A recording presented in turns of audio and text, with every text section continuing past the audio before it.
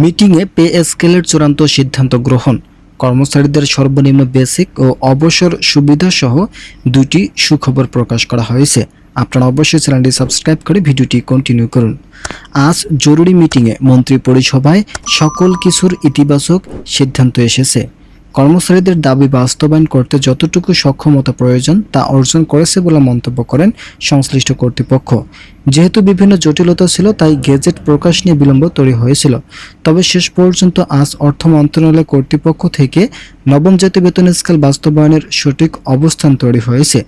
এখন থেকে সরকারি চাকরিজীবীরা তাদের প্রাপ্য সুবিধা পাবেন এবং দীর্ঘ প্রত্যাশিত দাবিগুলো যথাযথভাবে বাস্তবায়িত হয়েছে। সচিবালয় মিটিংয়ে মন্ত্রী পরিষদের একাধিক সদস্য বলেন, 2 ধাপে বেতন বৃদ্ধির চূড়ান্ত সিদ্ধান্ত নেওয়া হয়েছে। প্রাথমিক দিক থেকে 3 ধাপে বেতন বৃদ্ধির সিদ্ধান্ত নেওয়া হলেও কর্মচারী বান্ধব সকল সুযোগ সুবিধা কার্যকরের চূড়ান্ত সিদ্ধান্ত গৃহীত করেন সংশ্লিষ্ট কর্তৃপক্ষ।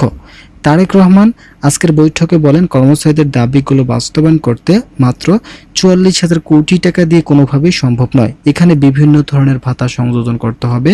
তাই যথাযথভাবে বাজেট উপস্থাপন করার মধ্য দিয়ে কর্মকর্তা ও কর্মচারীদের দীর্ঘদিনের যত ধরনের অসামঞ্জস্যতা রয়েছে তাদের সকল ধরনের অসামঞ্জস্যতা দূর করার মধ্য দিয়ে সকল সুযোগ সুবিধা বাস্তবায়ন করা এখন এই সরকারের মূল দায়িত্ব হয়ে পড়েছে। আপনারা যারা এখন পর্যন্ত আমাদের এই চ্যানেলের নতুন সদস্য আছেন, তারা পরবর্তী আপডেট পেতে চ্যানেলটি সাবস্ক্রাইব করুন।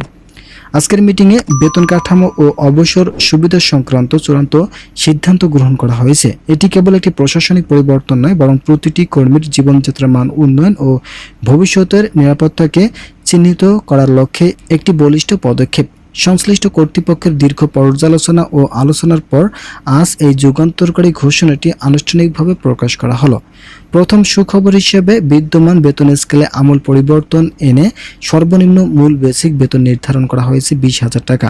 বর্তমান বাজার দর ও জীবনযাত্রার ক্রমবর্ধমান ব্যয়ভার বিবেচনায় নিয়ে এই সিদ্ধান্ত গ্রহণ করা হয়েছে, যা নিম্ন ও মধ্যম আয়ের কর্মচারীদের আর্থিক সংকট নিরসনে বিশেষ ভূমিকা রাখবে।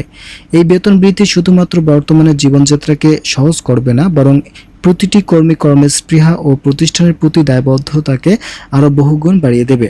দ্বিতীয় সুখবর, সংশ্লিষ্ট সকল অবসরগামী কর্মকর্তাদের জন্য এক স্বস্তির সংবাদ। 2015 সালের 8ম জাতীয় বেতন স্কেল অবসরকালীন সুযোগ সুবিধা হিসেবে মূল বেসিকের উপর মাত্র 50% সুবিধা প্রদান করা হতো।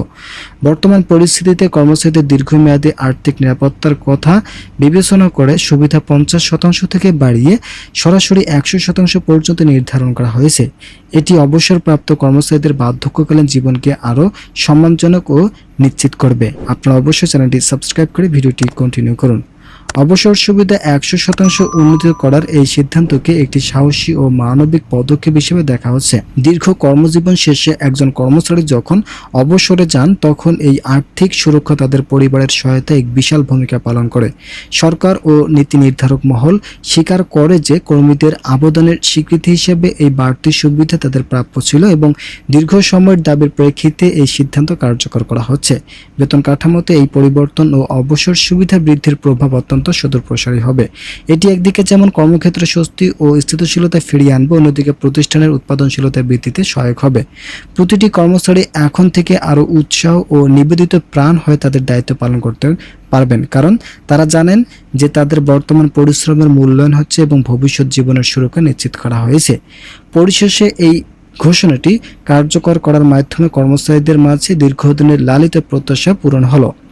এছাড়াও এই সিদ্ধান্তের মাধ্যমে মূলত স্বচ্ছতা ও সমতার এক নতুন দিগন্ত উন্মোচিত হলো। কর্তৃপক্ষ আশা প্রকাশ করেছে যে বেতন ও সুবিধাদি বৃদ্ধির এই নতুন কাঠামো কর্মচারীদের জীবনের মান উন্নয়নে কার্যকর ভূমিকা রাখবে এবং তাদের ভবিষ্যতে আরও ভালো অবস্থানে পৌঁছাতে সহায়তা করবে। মোট কথা, সরকারি চাকরিজীবীদের জন্য ইতিমধ্যেই সর্বশেষ সিদ্ধান্তক্রমে যে ইতিবাচক সিদ্ধান্তটি নেওয়া হয়েছে, সেখানে অবসরকালীন সুবিধা 100% পর্যন্ত নির্ধারণ করা হয়েছে, যা 2015 সালের 8ম জাতীয় বেতন স্কেল অবসরকালীন সুবিধা মাত্র 50% ছিল। এছাড়া বিভিন্ন ধরনের সুবিধা নির্ধারণ করা হয়েছে, যাদের মধ্যে 2টি সুখবর আমি আজকের এই ভিডিওটিতে বিস্তারিত আলোচনা করলাম। আশা করি ভিডিওটি থেকে অনেক উপকার পেয়েছেন। যদি উপকার পেয়ে থাকেন তাহলে অবশ্যই চ্যানেলটি সাবস্ক্রাইব করে আমাদের সঙ্গে থাকুন।